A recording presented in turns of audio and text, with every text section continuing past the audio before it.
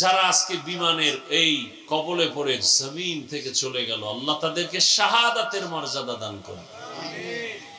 তার মা, আহাল পরিবারে যারা, সবাইকে আল্লাহ ধৈর্য ধারণকারী হিসেবে কবুল করেন।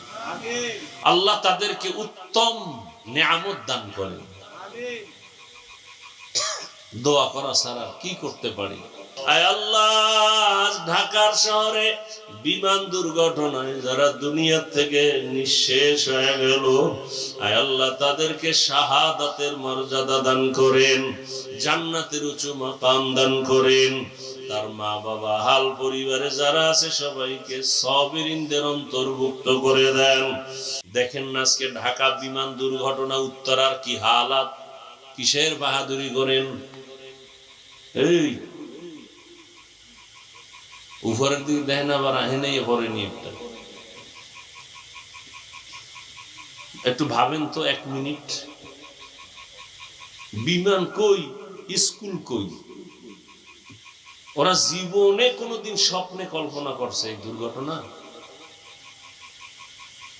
ছোট ছোট বাচ্চাগুলো কোচিং করতেছিল, কই মা কই সন্তান, কান্না, কেউ লাশের অস্তিত্বই পায় না, কেউ চেহারাও চিনে না। আমি উত্তরা জুমা পড়াই, আমার প্রিয় একজন বন্ধু, আমি একটু আগে খোঁজ নিলাম, মা আসছে, মনে হয় আপনারা দেখছেন মিডিয়ায়, মা আসছে বাচ্চা নিতে, মা মরে গেছে, বাচ্চা বেঁচে আছে। কিসের বাহাদুরি করেন? বাসা পর্যন্ত যাওয়ার গ্যারান্টি নেই, আগামীকাল সকালবেলা ঘুম থেকে উঠবেন গ্যারান্টি আছে? কিসের বাহাদুরি করেন? এক তো কবরে গিয়া জুতার বাড়ি, ভালো কিছু নিয়ে যাইতে পারলেন না। মানুষ যে আপনার জন্য একটু প্রশংসা করবে, এরকম একটা ভালো ছেলেও তো রেখে যাইতে পারলেন না। এমন একটা ছেলে রেখে যাইতেছেন, নিজেও অন্যায় করে, আরো এলাকার আরো 10টাকে অন্যায়কারী বানায়। চরিত্র এত খারাপ, মুরব্বীর চোখে চোখ দিয়ে কথা বলে, আলেমের সামনে বেয়াদবিমূলক কথা বলে। একটা ভালো ভদ্র ছেলে তো রেখে যেতে পারলেন না। আল্লাহর কাছে কি নিয়ে যাবেন, আর এই মানুষের কাছে কি রেখে গেলেন? না ওই পারে শান্তি, না এই পারে শান্তি।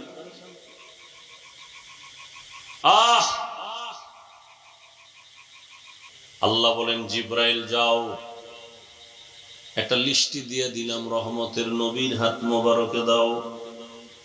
লিস্টির মধ্যে যাদের নাম আছে, রহমতের নবী যেন ঘোষণা করেন এরা বিনা হিসাবে জান্নাতি। সুবহানাল্লাহ। না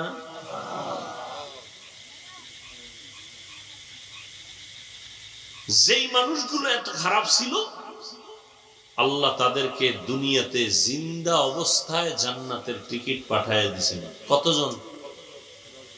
কথা বলেন না কেন ভাই? না আপনারা ওয়াজ মাহফিল শুনেন না? কি ওয়াজ শুনেন? বক্তা বইলে যেবার আপনারা বিড়ি টানবেন, নাহলে বয়ে বয়ে গল্প করবেন, বক্তারে লাগাই দিয়ে।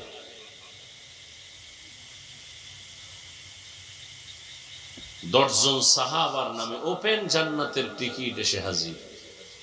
এই কথাটার কোনোদিন আপনারা শুনছেন? তাহলে বলেন তো, প্রথম 10 জনার প্রথম কে? বলেন। দ্বিতীয় কে? কষ্ট হয় নামগুলো বলতে। তৃতীয় কে? চতুর্থ কে? আলী। আলী আপনার ছোট ভাই। সুন্দর করে নামগুলো বলবেন। এই যে কি বলবো, কথায় অন্যদিকে যায়। মুহররম মাস চলতেছে, কারবালার ঘটনা মসজিদের মাইকে বাজতেছে পুরো মাস, অথচ আমার দুঃখ লাগে কারবালার ঘটনার মূল ব্যক্তিটার নাম পর্যন্ত সুন্দর করে বলতে পারে না। নাম হলো হোসাইন রাদিয়াল্লাহু আনহু। রাদিয়াল্লাহ তো পরে, হোসাইন নামটাও কইতে পারে না। হোসেন হোসেন হোসেন নাম করে, হোসেন মানে ছোট ভাই। অন্যায় করলে দোষ নাই, আমি ধরায়া দেই কেন আমার দোষ? এই যে অন্যায় করতেছে এটা দোষের না, আমি ধরায়া দেওয়াটা এটা দোষ। এই হোসাইন হোসাইন নামটাও বলে নাই, হোসেন হোসেন কয়ে যারা ভক্ত প্রকাশ করতে চায়, বাংলাদেশের প্রত্যেকটাকে যদি ধরে ধরে জিজ্ঞাসা করি, এই হোসেন হোসেন নাম কয়ে যে ভক্তর প্রমাণ দিতে চাও, কারবালায় তিনি গেছেন কেন? জবাব দাও। আম্মাজান আয়েশা রাদিয়াল্লাহু আনহা নিষেধ করছেন, হোসাইন কারবালায় কুফায় যাইও না, তিনি গেলেন কেন? জবাব দাও।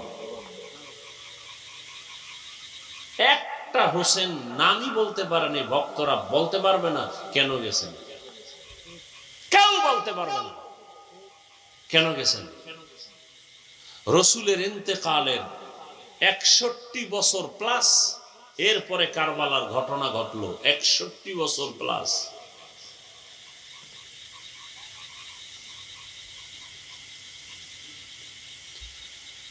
হোসাইন রাদিয়াল্লাহু তাআলা আনহুর বড় ভাইয়ের নাম কি বলেন?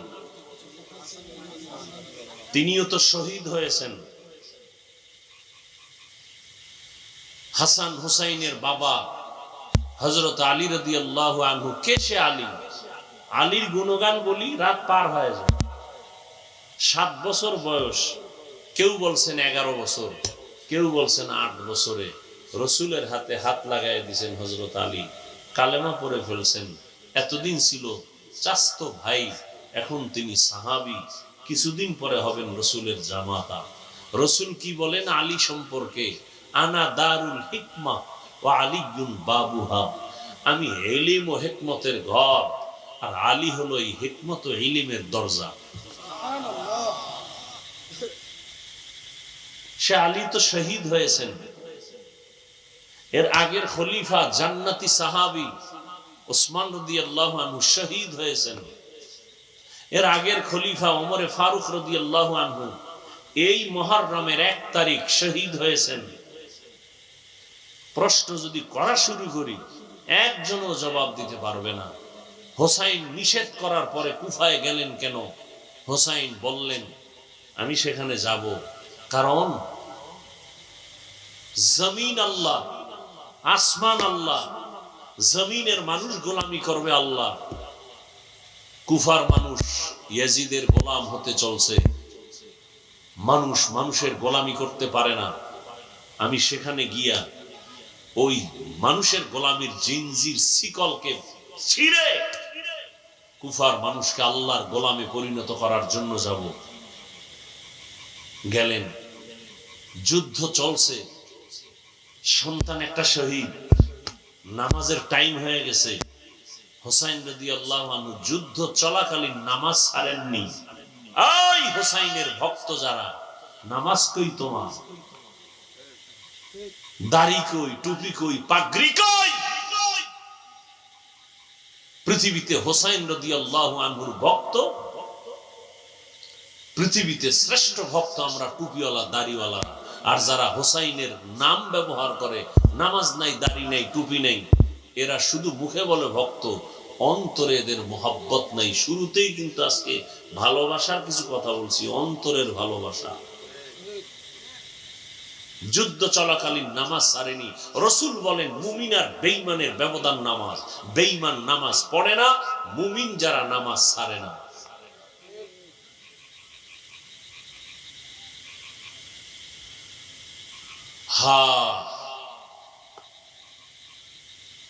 রহমতের নবী আসলেন, রসুলের আদর্শ যখন গ্রহণ করলো, সেই খারাপ মানুষগুলো এখন এতটা দামি,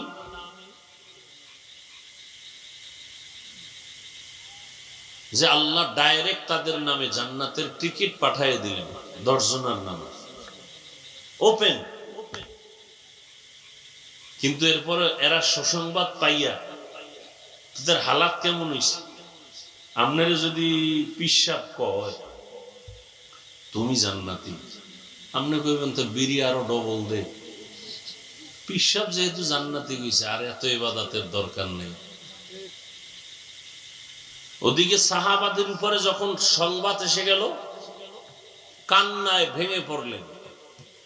আবু বকরের ইতিহাস মৃত্যু পর্যন্ত কান্না, আল্লাহর আদালতে কি নিয়ে যাব। ওমরের ইতিহাস মৃত্যু পর্যন্ত কান্না, আল্লাহর আদালতে কি নিয়ে যাব। ঈদের দিন রোজার সবাই আনন্দ করে, ওমর দরজা আটকায় কাঁদতেছে। আবু হুরায়রা প্রশ্ন করলেন, খলিফাতুল মুসলিমিন, আনন্দ বাদ দিয়া কাঁদেন কেন? আনন্দ তো ওই ব্যক্তি করবে যার টেনশন নেই। কথা, আপনার কিসের টেনশন? বলে রোজা রাখছি কবুল হইল কিনা টেনশন, তারাবির নামাজ পড়ছি কবুল হইল কিনা টেনশন, জান্নাতের টিকিট না রেডি, কিসের টেনশন? যে আল্লাহ টিকিট দিয়েছেন সে আল্লাহ যদি রাগ করে টিকিট ক্যান্সেল করেন, উপায় কি?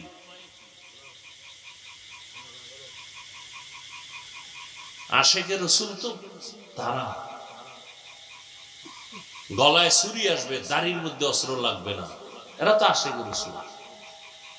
ওমরকে জিজ্ঞাসা করেন নবীজি, ওমর আমাকে আপনি ভালোবাসেন? বলে হ্যাঁ। কি পরিমাণ? কি পরিমাণ ভালোবাসতে হবে? আপনার পরিবার? হ্যাঁ, এর থেকে বেশি। আপনার জীবন থেকে বেশি? না না না না না। নবীজি বললেন, আপনি পূর্ণ মুমিন হতে পারেননি, জীবন থেকেও বেশি আমাকে ভালোবাসতে হবে। রসুল বলতে দেরি, ওমর বিদ্যুতের গতিতে বলে, আল্লাহর জাতের কসম, আমি আমার জীবন থেকে বেশি আপনাকে মোহাব্বত করি। নবীজি বললেন, আপনি এখন কামেল মুমিন হয়ে গেলেন। নবীজি বলেন, আকাশে তাকায় দেখো অগণিত তারকা, গণনা করা যায় না। আমার ওমরের আমল তারকার থেকেও বেশি, গণনা করা যায় না।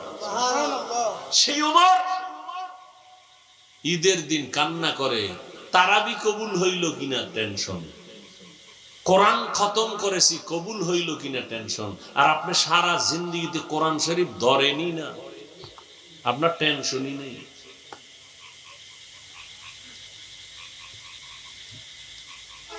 বড় আফসোস, এ কথাগুলো কে বলবে? বলারও মানুষ নেই, শোনার মানুষ নেই,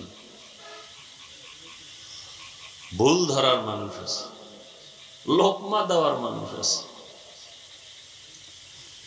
ওয়ামা আরসালনাকা ইল্লা রাহমাতাল লিল আলামিন, রহমতের নবী আসছেন, জমিন পবিত্র হয়ে গেল। মক্কার মানুষ এখন এমন দামি, আল্লাহ নিজে ওমরের কথার উপর একমত হইয়া কোরআনে আয়াত নাজিল করলেন। একটা উদাহরণ, নবীজি, আবু বকর, ওমর, ওসমান, আলী সবাই সহ বাইতুল্লাহ তাওয়াফ করতেছেন। যারা হজে গেছেন, না গেলেও শুনে রাখেন, না গেলেও দিলে তামান্না চিনি যাওয়া।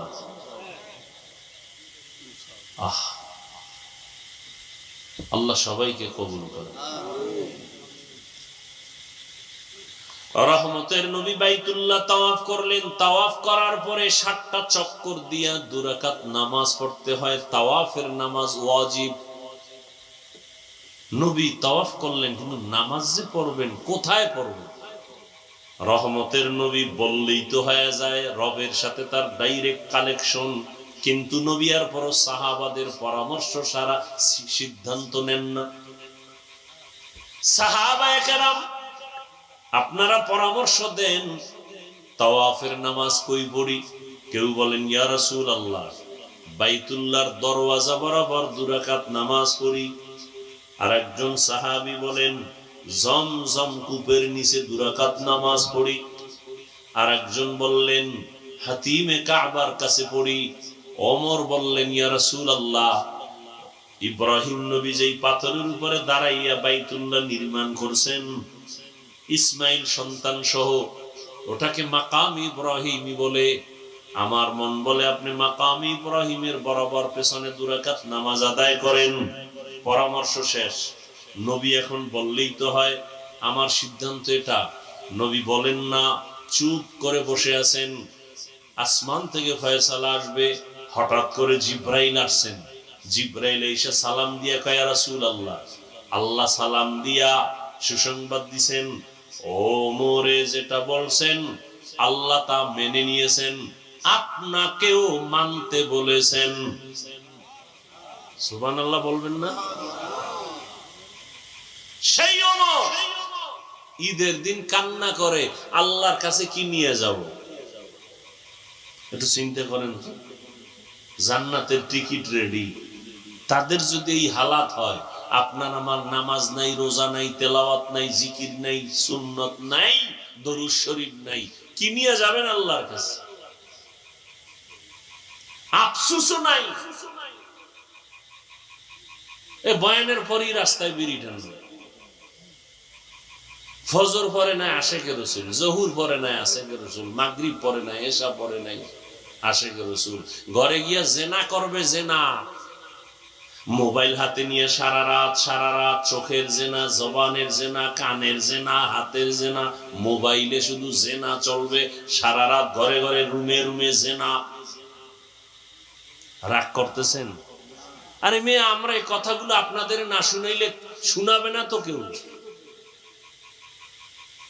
দেখেন না আজকে ঢাকা বিমান দুর্ঘটনা, উত্তরার কি হালাত, কিসের বাহাদুরি করেন? এই উপরের দিকে দেখেন, আবার আহেনে পড়েনি একটা।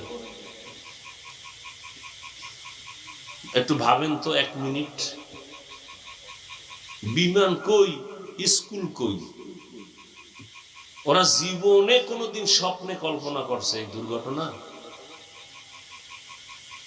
ছোট ছোট বাচ্চাগুলো কোচিং করতেছিল, কই মা কই সন্তান, কান্না, কেউ লাশের অস্তিত্বই পায় না, কেউ চেহারাও চিনে না। আমি উত্তরে জুমা পড়াই, আমার প্রিয় একজন বন্ধু, আমি একটু আগে খোঁজ নিলাম, মা আসছে, মনে হয় আপনারা দেখছেন মিডিয়ায়, মা আসছে বাচ্চা নিতে, মা মরে গেছে, বাচ্চা বেঁচে আছে। কিসের বাহাদুরি করেন? বাসা পর্যন্ত যাওয়ার গ্যারান্টি নেই, আগামীকাল সকালবেলা ঘুম থেকে উঠবেন গ্যারান্টি আছে? কিসের বাহাদুরি করেন? এক তো কবরে গিয়া জুতার বাড়ি, ভালো কিছু নিয়ে যাইতে পারলেন না, মানুষ যে আপনার জন্য একটু প্রশংসা করবে এরকম একটা ভালো ছেলেও তো রেখে যাইতে পারলেন না।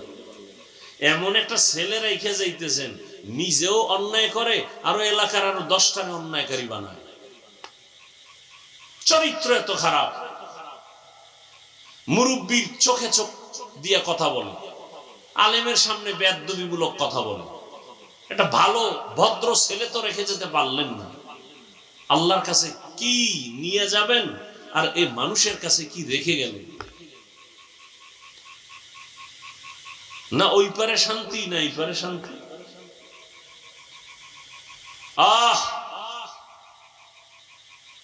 যারা আজকে বিমানের এই কবলে পড়ে জমিন থেকে চলে গেল, আল্লাহ তাদেরকে শাহাদাতের মর্যাদা দান করে।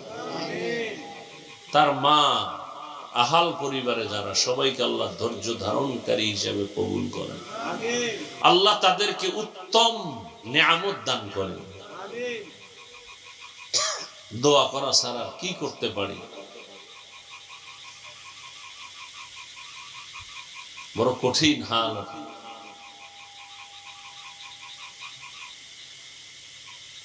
রহমতের নবী আসছেন, নবী দুনিয়ার জগতের জন্য রহমত। এমন 63 বছরের হায়াতের মাত্র 23 বছরের প্রেসক্রিপশন। কারণ রসুল 40 বছর পর্যন্ত কোনোদিন কালেমার কথা বলেন নাই, রোজার কথা বলেন নাই, তেলাওয়াতের কথা বলেন নাই, জিকিরের কথা বলেন নাই, দান সৎকার কথা বলেন নাই। নবী 40 বছরে কোনো আওয়াজ নেই, সবার সাথে ভালোবাসা তৈরি করে, নবীরে দেয় গালি, নবী দেয় হাসি। নবীর বড় বড় দুশ্মনরা নবীর ব্যবহারে মুগ্ধ। 40-এর পরে আল্লাহর বিধান চলে আসলো, দাওয়াত শুরু হয়ে গেল।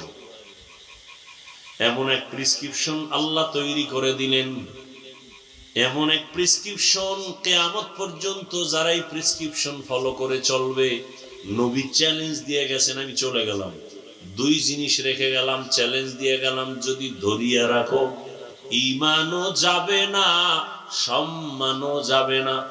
দুই জিনিস রেখে গেলাম, আল্লাহর কোরআন আর আমি রাসূলের আদর্শ সুন্নাত। আপনাদের থেকে একটু সংক্ষেপে জিজ্ঞাসা করে জানতে চাই, নবীজির রেখে যাওয়া সুন্নাত আদর্শ এটা মানবে কারা? হিন্দুরা, ইহুদি, খ্রিস্টান? আপনারা বলুন তো, রাসূলের রেখে যাওয়া সেই আদর্শ মানবে কারা? বলেন, কোন দেশের মুসলমান? শুধু আপনাদের এই নবীনগর বা এই বাঙ্গুরা বা, হ্যাঁ, আপনি মানেন না কেন? হ্যাঁ, একটা সমস্যা হতে পারে কি, নবীজির আদর্শ মানতে গেলে ভাল লাগে না, এর থেকে আরো সুন্দর আদর্শ আছে, তাহলে আপনি মানবেন না। শুধু আপনি কেন, আমি মানবো না। কেউ যদি এখানে দাঁড়ায় বলেন, এই হাফিজ ভাই বহু ওয়াজ জীবনে করছেন, আজকে আমগো ওয়াজ শুনেন, কি রাসূলের আদর্শ থেকে আরো সুন্দর আদর্শ আছে শেখ মুজিবুর রহমানের ভেতরে। আমি আল্লাহকে সাক্ষী রেখে বলছি, আমি রাসূলেরটা বাদ দিয়া শেখ সাহেবেরটা নিব, যদি প্রমাণ দিতে পারেন রাসূলের থেকে শেখ সাহেবের আদর্শ ভালো। কেউ যদি বলেন, হাফিজ ভাই জিয়াউর রহমান সাহেবেরটা আরো ভালো রাসূলের থেকে, আমি রাসূলেরটা বাদ দিয়া তারটা নিব, বলার মতো বুকে শক্তি আছে?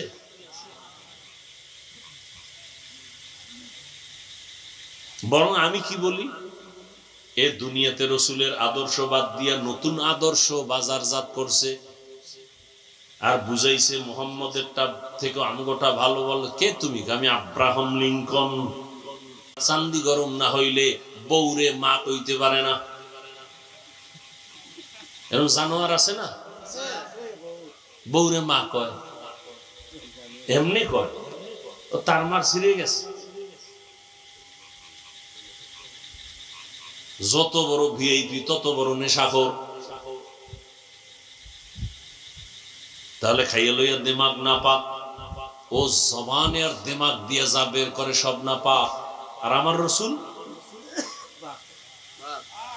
63 বছর হায়াতে আমার রাসূল কোনদিন একটা মিথ্যা কথা বলেন নাই। পৃথিবীতে দ্বিতীয় আরেকজনের নাম কও যে মিছা কয় না।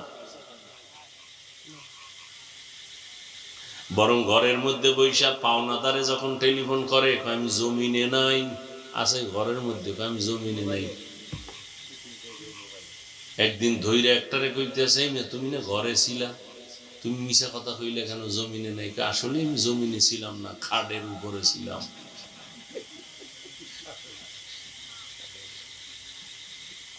রহমতের নবী জীবনে একটা মিথ্যা কথা বলেন নাই, কোনদিন ভুলেও কাউকে একটা গালি দেন নাই।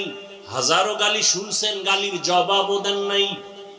রহমতের নবী কতটা দিলওয়ালা, কোনদিন দুটো চোখ গরম করে কারো দিকে তাকান নাই। কেন? নবী যদি গরম চোখে কারো দিকে তাকায়, জায়গায় পুরিয়া ছাই হয়ে যায়। রাসূলের সে চোখের পাওয়ারের অ্যাকশন, রাসূলের ব্যবহারে কেউ বলতে পারবে না আমি কষ্ট পেয়েছি। কেমন মায়ার নবী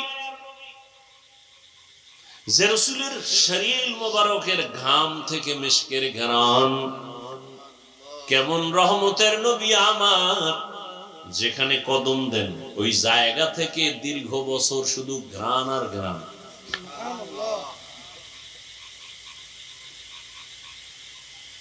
কেমন মায়ার নবী, কেমন দয়ার নবী।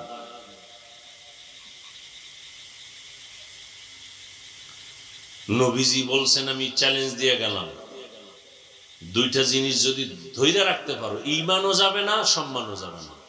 ১৫০০ বছর পর একটু নজর ঘুরাইয়া দেখেন তো, মহামারী করোনা, স্কুল বন্ধ, কলেজ বন্ধ, চাকরি বন্ধ, ফ্যাক্টরি বন্ধ, দোকান বন্ধ, গাড়ি বন্ধ, করোনা আর করোনা, বাবার করোনা, ছেলে কাছে যায় না, শিক্ষিত কুলাঙ্গারের বাচ্চা মাস্ক লাগাইছে ৩টা, ট্রিপল মাস্ক লাগায় বসে আছে, বাবার কাছে যায় না, করোনা মরণের ভয়। সেই সময় ওই করোনার লাশগুলো আমার দেশের টুপিওয়ালা ওলামায়ে কেরাম নিজেরা কাঁধে নিছেন, গোসল করাইছেন, কাফন পরাইছেন, জানাজা পড়াইয়া ওলামায়ে কেরাম তাদেরকে কবরে রাখছেন। একজন টুপিওয়ালাও করোনায় মরে নাই। ভুলে যায় না ইতিহাস। এজন্যই তো আমি চ্যালেঞ্জ দিয়ে বলি, এই জাতির চিরন্তন নিঃস্বার্থ বন্ধু ওলামায়ে কেরাম ছাড়া আর কেউ নাই। ওলামায়ে কেরাম ছাড়া সব চান্দাবাজার ধান্দাবাজ। একমাত্র নিঃস্বার্থ এ জাতির বন্ধু ওলামায়ে কেরাম।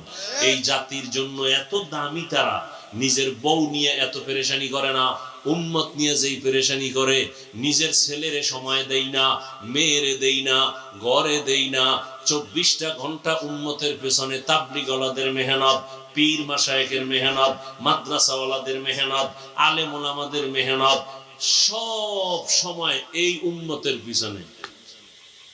সরকারি চাকরি করে, বেসরকারি চাকরি করে যারা, ডিউটি 8 ঘন্টা, নিম্নে বেতন 20,000।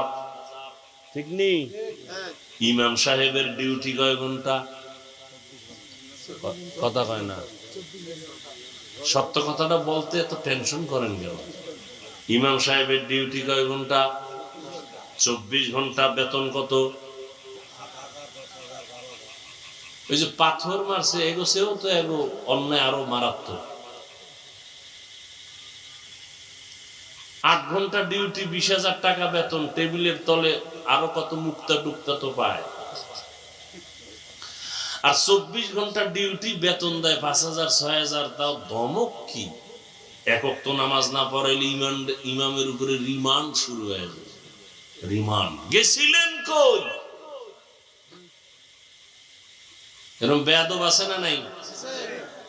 আল্লাহ হেদায়েত দান করুন। এরপরেও কোন আলেম কোন ইমাম গালি দেয় না, বরদোয়া করে না, কলিজা ভরে দোয়া করে। কেন? ওই রহমতের নবীর আদর্শের দিলটা বড়। এই জন্য যত গালি দেয় জবাব দেয় না, বরং দোয়া করে, হে আল্লাহ এলাকায় শান্তি দাও, কবরওয়ালাদের জান্নাত দাও, ব্যবসা চাকরি যারা করে বরকত দাও, অসুস্থ রোগীদের সুস্থ বানাও। দোয়াই করে। এরপরও ঘুরে ফিরে আলেমের উপরে দোষ। আলেম ভালো না, ভালো না বলতে বলতে বলতে বলতে বলতে বলতে শেষ পর্যন্ত নিজের অস্তিত্ব শেষ। এরপরও ঘাড় সোজা হয় না। রহমতের নবীর আদর্শ, নবী বলেন ধরে রাখো, ঈমান যাবে না, সম্মানও যাবে না। চেয়ারম্যানের চেয়ারের মেয়াদ শেষ, এমপি সাহেবের মেয়াদ শেষ। রাসূলের আদর্শওয়ালাদের চেয়ারের কোনো মেয়াদই নেই। আছে কি আমাদের চেয়ারের কোনো মেয়াদ আছে? সম্মান আর সম্মান, টাকা দিয়ে সম্মান কিনা যায় না। অতএব আমি বলবো, বাবা সারা রাত বয়ান শুনে কি লাভ হবে যদি ফজরের নামাজ ঠিক মতো না হয়? রহমতের নবী বলেন, এ উম্মত এশার নামাজ পড়ে যদি ঘুমাও, আবার ঘুম থেকে উঠিয়া যদি ফজরের নামাজ আদায় করো, ঘুমাইয়া যে সময় কাটাইছো ওই সময়টাও ইবাদতে লেখা হবে।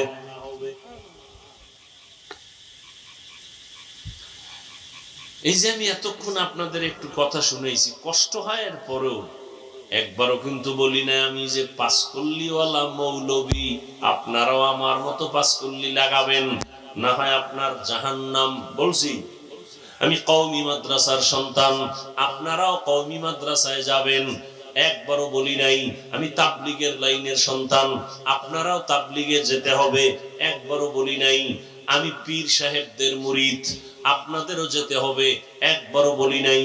বরং আমি আপনাদের শুরু থেকে বলতেছি, এখন আবার বলতেছি, রহমতের নবীর আদর্শের মালা গলায় লাগান। আমি হুজুর হইতে আপনাকে বলি নাই, বলবো না। আমি আপনাকে বড় পাগড়িওয়ালা বানাইবার জন্য আসি নাই।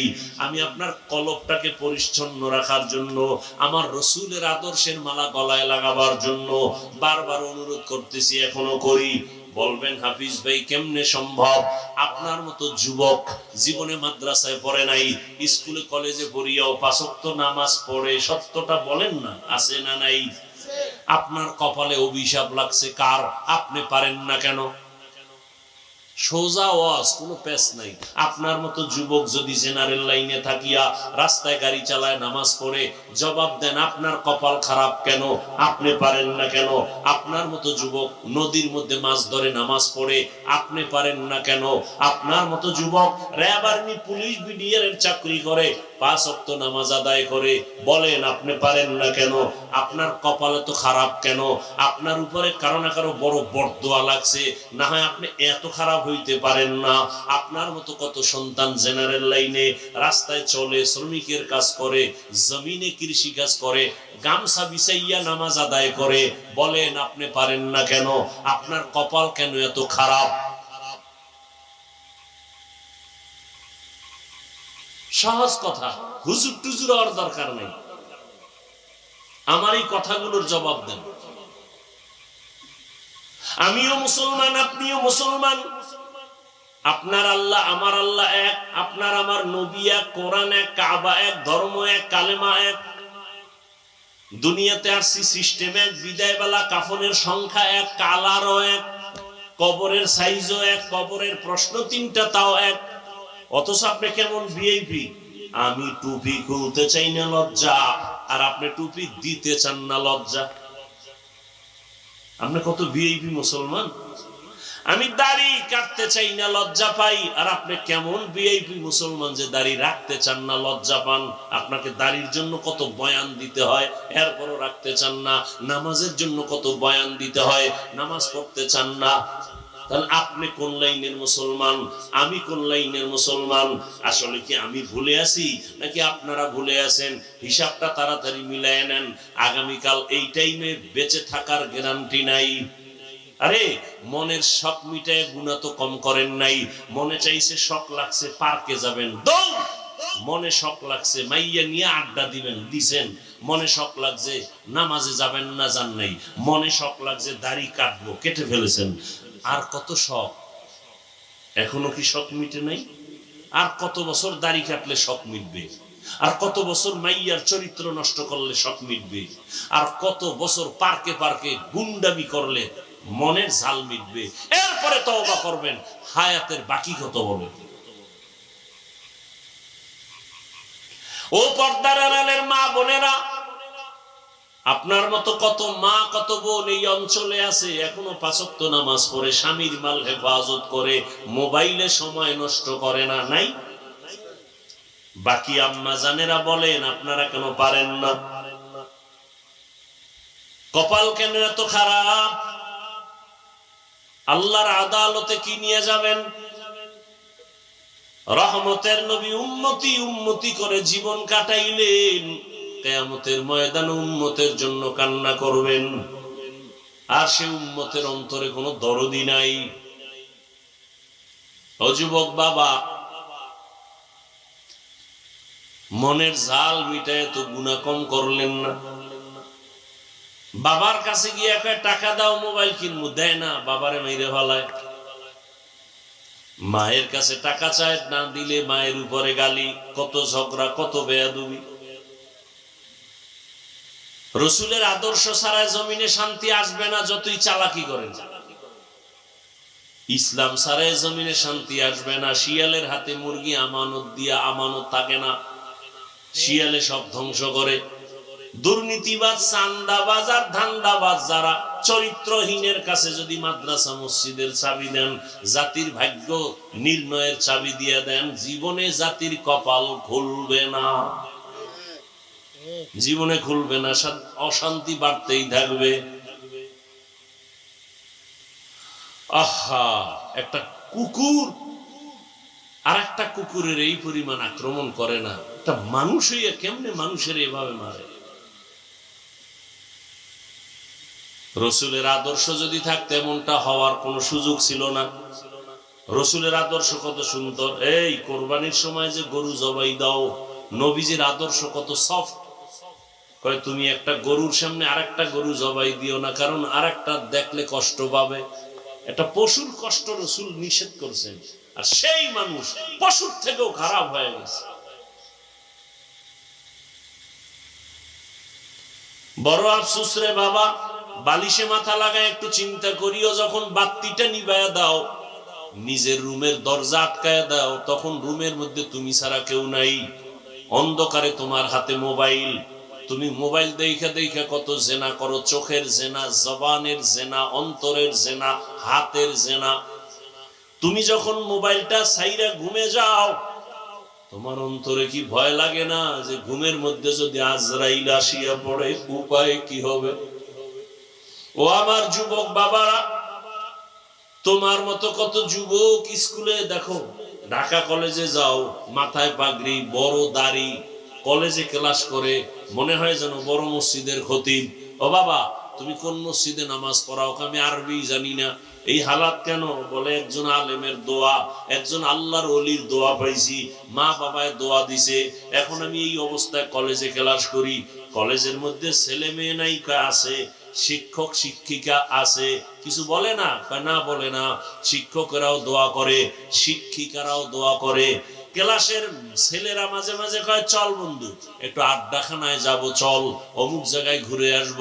আমি তখন ইস্তেগফার করি, আরে ওরা তো কত গুনাহ করবে, আমি কেমনে করব? আল্লাহর কুদরত, ইস্তেগফার পড়তে না পড়তে দেখি আমার ক্লাসের মেয়েরা, ওরা আমাদের পক্ষ হইয়া জবাব দিয়া কয়, ওরা একটু আল্লাহর পথে আছে, ওদের ছাইরা দে, ওদের নিয়ে টানাটানি করিস না। তখন আর ওরা আমাদের নিয়ে বাড়াবাড়ি করে না। আমরা আমাদের পথে এভাবে চলি। আমরা কলেজে ক্লাস করি, পাগড়ি খোলা লাগে না। আমরা ঢাকা কলেজে ক্লাস করি, আমাদের দাড়ি কাটা লাগে না। এ নাই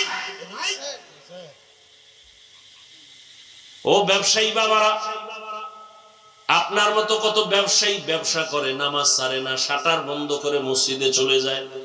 কিয়ামতের ময়দানে আল্লাহ তাকে জিজ্ঞাসা দাঁড় করায় বলবে, এই বেঈমান, তোর পাশের ব্যবসায়ী নামাজ ছাড়ে নাই, তুই ছাড়লি কেন? হুজুর বাদ দেন মিয়া। আপনার লাইনের লোক যখন দাঁড় করাবে কি জবাব দিবেন? আপনার পাশের ব্যবসায়ী নামাজ পড়ছে, ব্যবসা করছে, আপনি পারলেন না কেন? কি জবাব দিবেন আল্লাহর কাছে? সাহাবায়ে কেরাম এত সুন্দর আমল, এত সুন্দর তাকওয়া, যাদের উপরে আল্লাহ খুশি হইয়া জান্নাতের টিকিট দিয়ে দিলেন, তারা এরপরও কান্না করেছেন। আবু বকরের কান্না, ওমরের কান্না, ওসমানের কান্না, আলীর কান্না। আরে হোসাইন রাদিয়াল্লাহু আনহু রাসূলের কত আদরের। একদিন বাবা হযরত আলীকে বলে, এই আব্বু, আপনি আমি হোসাইনরে ভালোবাসেন? হযরত আলী হ্যাঁ বাসি। আমার বড় ভাই হাসান রে ভালোবাসেননি? বাসি। আমার আম্মু ফাতেমারে ভালোবাসেননি? বাসি। আমার নানাজিরে ভালোবাসেননি? হ। আল্লাহরে? আল্লাহরও ভালো। কাব্বু আপনার অন্তর কয়টা? কয়েকটা। এক অন্তরে এতজনের ভালোবাসার মানে কি? অন্তর একটা, জায়গা দিছেন কতজন? বড় কঠিন হালাত। ও আমার যুবক বাবারা, চোখের সামনে দেখায় দিলাম, আমরা রসুলের আদর্শ মানতে গিয়ে টুপি পরছি, কোন পীর সাহেবের গোলামি করি না, আমরা কোন পীরের গোলামি করি না, রসুলের আদর্শের মহব্বতে দাঁড়িয়ে রাখছি, কোন পীর সাহেবের কথায় দাঁড়িয়ে রাখিনি। বরং রসুলের মহব্বত এতটা অন্তরে ঢুকাইছি যে দাড়ি, টুপি, পাগড়ি রসুলের আদর্শের বাইরে পীর সাহেব যদি যায়, পীর সাহেব তালাক। আমার রসুল আসল। কি? আমার রসুল আসল। আমার রসুলের আসল মাইনা পীর। আমার রসুলকে ঠিক রেখা মা, আমার রসুলকে ঠিক রেখা বাবা, আমার রসুলকে ঠিক রেখা আমার আউলিয়া, আমার রসুলকে ঠিক রেখা আমার ওস্তাদ। আমার রসুলের যে ঠিক রাখবে না, সে আমার আপন হতে পারে না। সোজা কথা। কই রসুলের আদর্শ মানার কারণে সম্মান তো কমে নাই। রসুলের আদর্শ মানার কারণে কই আমগত মানুষ চেয়ারম্যানের চেয়ারের মেয়াদ শেষ, কই আমগত মেয়াদ শেষ নাই, বরং সম্মান আর সম্মান। করোনার সময় সব বন্ধ, কোরআনের একটা ফ্যাক্টরিও বন্ধ হয় নাই, মাদ্রাসাও বন্ধ হয় নাই, মসজিদ বন্ধ হয় নাই, না খাইয়া কোনো হুজুরেরাও মরে নাই। বরং কই কোটিপতিরা, ব্যাংকে টাকার অভাব নাই, কপাল খারাপ, নিজেও খাইতে পারলা না, বউও খাইতে পারে না, মাইয়া ফোলারাও খাইতে পারে না, এর সে রিক্সা চালাইয়া মর। এ টাকার মাস্তানি করে লাভ কি? 10 তলা বিল্ডিং কইরা জঙ্গলে জঙ্গলে ঘুরতেছে, কেমন সান কপাল। ওই বিল্ডিং এ গিয়ে আরামে ঘুমাইতে পারবে না। এর সে খেরের ঘরে ডাল ভর্তা দিয়ে খাইয়ে ঘুমানো অনেক শান্তি। দুনিয়া দুনিয়া কি পাইলা বাবা? যারা দুনিয়া দুনিয়া করে এরা দুনিয়াও পায় না, আখিরাতও পাইল না, সব শেষ। এখনো সময় আছে। আল্লাহ কয় আমি তো দরজা বন্ধ করি নাই। ওয়া ইযা সাআলাকা ইবাদি আন্নী ফাইন্নী করিব উজিবু দাওয়াতাদ দাঈ ইযা দাআন ফালইস্তাজিবু লি ওয়া লিউমিনু বি লাআল্লাহুম ইয়ারশুদুন। ও বান্দা, তুই আমারে কোথায় তালাশ করো? আরে তুই তালাশ করো ফজরের সময়, যোহরের সময়, আসরের সময়, মাগরিবের সময়, এশার সময়, কিন্তু আমি মাওলা তালাশ করি এমন এক টাইম যে সময় আসমান নীরব, জমিন নীরব, গাছের পাখি ঘুমায়, নদীর মাছ ঘুমায়, ঘরের সবাই ঘুমায় যায়। ওই সময় আমি আল্লাহ আমার মুহাব্বতের বান্দাকে তওবার দরজা দিয়া ডাকি, আলা মিন মুস্তাগফিরিন ফাগফির আলা, আলা মিন মুস্তারজিকিন ফারজুকা। এ গুনাহগারেরা, 50 বছর লাগায় গুনাহ করেছো, বিশাল এক পাহাড় বানাইছো, গুনাহের পাহাড়। হাতের গুনাহ, জবানের গুনাহ, অন্তরের গুনাহ, কানের গুনাহ, চোখের গুনাহ। আল্লাহ বলে বান্দা, তুই যদি বড় রাত্রে ওযু বানাইয়া মুহাব্বতের নজরে একটা ডাক দাও, আল্লাহুম্মা গফিরলি যুনুবি, আমি 50 বছরের গুনাহ তোর এক ডাকে মাফ করে দিব। আমি কতটা মায়া লইয়া বসে আছি। সন্তান যখন চোখের পানি ছাড়িয়া মাকে বলে আম্মু আর অন্যায় করব না, মা তখন বলে তোরে মাফ করে দিলাম। সন্তানের কান্নায় যদি মা বাবার অন্তরে মায়া বাড়ে, আমার মাওলার কুদরতি অন্তরে কেন বান্দার প্রতি মায়া বাড়বে না? এক আল্লাহর বান্দা জীবন ভর শুধু গুনাহ গুনাহ করিয়া জীবনটা নষ্ট করে ফেলেছে। জীবনের শেষ ভাগে আইসা চিন্তায় পড়ে গেল, আরে এলাকার সবাই তোমার পেছনে খারাপ বলে, আমি মরিয়া গেলে তো গেলাম, কিন্তু আমার সন্তানের উপর অভিশাপ আসবে। এলাকার মানুষ আমার সন্তানরে ভালো জানবে না, আমার স্ত্রীকে ভালো জানবে না। না, এই অভিশাপ নিয়ে কবরে যাব না। চিন্তা কইরা ঘুমের বিছানার থেকে ঘুম আসে না। হঠাৎ মন খারাপ হয়ে গেল, ফজরের আজান হয়ে গেল। মসজিদে গিয়া ইমাম সাহেবকে বলি, ইমাম সাহেব আমি বড় খারাপ মানুষ, আপনারা জানেন সবাই। এখন আমার ভালো হওয়ার চিন্তা, আমি জীবনে কত মানুষের কল্লা ফালায় দিলাম, মায়ের কোল খালি করলাম। এখন এই অভিশাপ নিয়ে কবরে যেতে চাই না। মানুষ আমার সন্তানরে খারাপ বলবে, আমার আত্মীয় স্বজনকে খারাপ বলবে আমার কারণে। এবার ইমাম সাহেব বলে, আপনাকে পরামর্শ দিলাম, গভীর রাতে সব দরজা যখন বন্ধ, রহমতের দরজা খোলা, আপনি একটু আল্লাহর কাছে তওবার নিয়তে কান্না করবেন। আল্লাহর বান্দা পরামর্শ পাইয়া রাতের বেলা ঘরে চলে গেল, ঘুমায় না, ওযু বানাইয়া ঘরের অন্ধকার রুমের ভিতরে ভোর রাত্রে কান্না শুরু করেছে। ও আল্লাহ, তুমি আমারে মাফ করে দাও, তোমার দেওয়া সূর্যের আলো আমি ভোগ করেছি কিন্তু তোমার শুকর আদায় করি নাই, তোমার দেওয়া বাতাস ভোগ করেছি তোমার শুকর আদায় করি নাই, তোমার দেওয়া নদীর মাছ খাইছি শুকর আদায় করি নাই, তোমার দেওয়া জমিনের ফসল খেয়েছি তোমার শুকর আদায় করি নাই।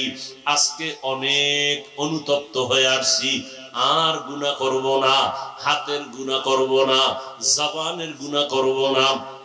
আল্লাহর বান্দা এমন কান্না শুরু করেছে, গাইবি একটা আওয়াজ আসতেছে, গাইবি এক আওয়াজ, এই বান্দা কান্না করিস না, তোর নাম জাহান্নামীদের খাতায় লেখা, তুই কান্না করে লাভ নাই।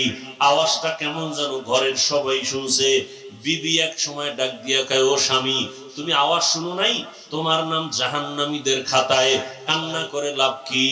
স্ত্রীর এই কথা শুনিয়া গুনাহগার বান্দা বলে, বিবি বলো, এই দরজা ছাড়া আর নতুন কোন দরওয়াজা আছে নাকি যেখানে গিয়া কান্না করলে ক্ষমা পাবো?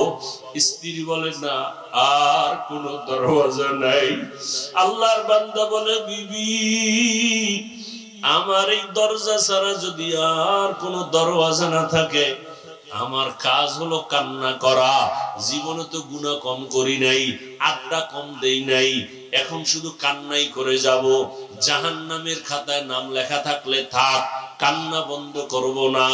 এই বলিয়া যখন আবার কান্না শুরু করেছেন, কিছুক্ষণ কান্নার পরে আবার একটা আওয়াজ আসছে, ও বান্দা কান্না বন্ধ কর, তোর জীবনের সব গুনাহ মাফ করা হয়ে গেছে, তোর নামটা জান্নাতীদের খাতায় লেখা। আল্লাহর বান্দা কেমন যেন আরো কান্না বাড়ায় দিছে। বিবি ডাক দিয়া কয়, স্বামী তোমার নাম তো জান্নাতি খাতায় উঠে গেছে, আর কান্না করে লাভ কি? এবার আল্লাহর বান্দা বলে, বিবি আমি এতক্ষণ কান্না করছিলাম জাহান্নামের গরম আগুনের ভয়, আর এখন কান্না করতেছি এতক্ষণ কান্নার পরে আমার বুঝ হয়ে গেছে, আরে আমার মাওলার কাছে কান্না বড় প্রিয় সম্পদ। এই জন্য আমি মাওলার মহব্বত আরো যেন বেড়ে যায়, এই মহব্বতে এখন কান্না করি। এতক্ষণ জাহান্নামের আযাবের ভয়ে কান্না করেছি, এখন আল্লাহর মহব্বতের জন্য কান্না করি। যত কানবো তত মহব্বত বাড়বে। বাচ্চা মা মা কয়ে যত কান্না করে, প্রথমে বাচ্চা আম্মু কয়ে ডাকে, মা সাড়া দেয় না শুনে, তারপরও ডাকের সাড়া দেয় না। কেন? বাচ্চা যত বারবার ডাকবে তত মায়ের অন্তরে মায়া বাড়বে। বাচ্চা যত কান্নার আওয়াজ বাড়াবে মায়ের অন্তরে তত মায়া বাড়বে। মা চায় বাচ্চা বেশি বেশি কাঁদুক, আমারে ডাকুক। আমি যদি এক ডাকে সাড়া দেই তো পারি, কিন্তু বাচ্চা তো আর ডাকবে না। মা বা সন্তানের মা ডাকে বড় মজা পায়, এই জন্য বারবার ডাক শুনতে চায়। ওই বান্দা বান্দির থেকে 99 গুণ মায়া আমার আল্লাহর বেশি। আমার আল্লাহ চায় বান্দা তুই বারবার আমাকে আল্লাহ বলিয়া ডাক দিবি। আমি এজন্য বারবার চাই তুই ডাক দে।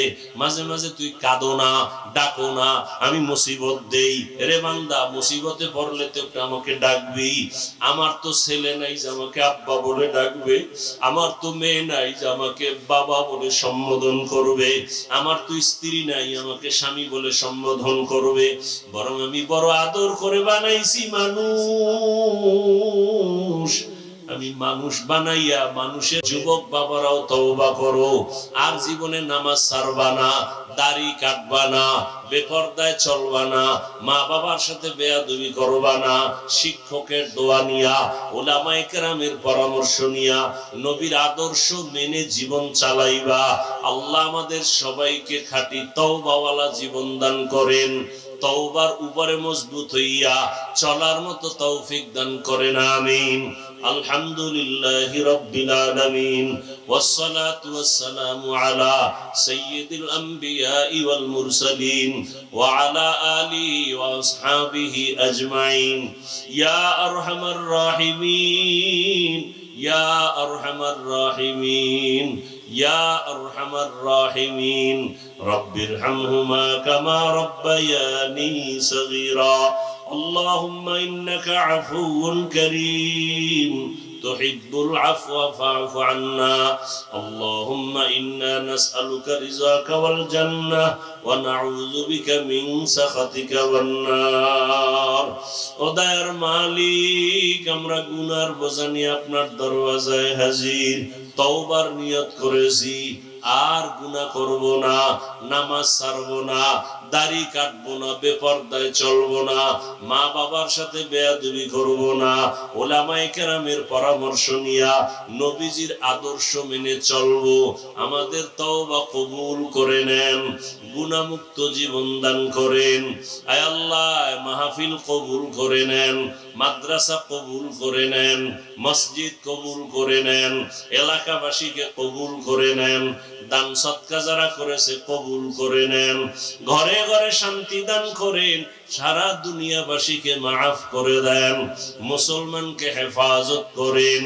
আয় আল্লাহ, জালেমের জুলুম থেকে হেফাজত করেন, বাংলাদেশ শান্তির দেশ বানায় দেন, জুলুম থেকে হেফাজত করেন, বাতিলের মোকাবেলায় বিজয় দান করেন, বাতিলকে বাতিলের দ্বারা দমন করে দেন। আয় আল্লাহ, মা বোনদের আবেদা পর্দাওয়ালা বানায় দেন, সন্তানগুলো নেককার বানায় দেন, ঘরে ঘরে সুন্নতের বাতি জ্বালায় দেন, নবীজির রওজা মুবারকে গিয়া সালাম দেওয়ার তৌফিক দান করেন, বাইতুল্লাহর গিলাফ ধরে লাব্বাইক বলার তৌফিক দান করেন। আয় আল্লাহ, প্রত্যেকের সন্তানকে দিনদার বানায় দেন, লেখাপড়া যারা করে পরীক্ষার্থী কামিয়াবি দান করেন। আয় আল্লাহ, যারা মেহেরবানি করে প্রত্যেকটা সন্তানকে মা বাবার বাধ্যগত বানায় দেন, ছাত্রগুলোকে শিক্ষকের বাধ্যগত বানায় দেন। আয় আল্লাহ, সবার কামাই রুজি ব্যবসায় হালাল ভাবে বরকত বাড়ায় দেন, হারাম থেকে হেফাজত করেন, অভাবীদের অভাব দূর করে দেন। আয় আল্লাহ, সারা দুনিয়াবাসীকে মাফ করে দেন, নবীজির সুন্নাত ওয়ালা জিন্দেগি দান করেন। আমার কলিজার যুবকদের কবুল করে নেন, মোবাইলের গুনাহ থেকে হেফাজত করেন। আয় আল্লাহ, 5 ওয়াক্ত নামাজি বানায় দেন, নামাজ কাজা হওয়া থেকে হেফাজত করেন, চলার পথে ইজ্জতের সাথে হেফাজত করেন। আয় আল্লাহ, আসাতায়ে কেরাম তালিবুল ইলমদের হেফাজত করেন, আমাদের জান মাল আহাল পরিবার হেফাজত করেন। আওয়াজে কথায় রুহানিয়াতে স্পষ্টতা বাড়ায়া দেন, রব বাড়ায়া দেন, ইলম হিলম হিকমত আমলে বরকত বাড়ায়া দেন, উলামা তোলাবা উম্মতের অন্তরে ইজ্জত মুহাব্বত রব বাড়ায়া দেন। আয় আল্লাহ, সবার সাথে মুহাব্বত বাড়ায়া দেন।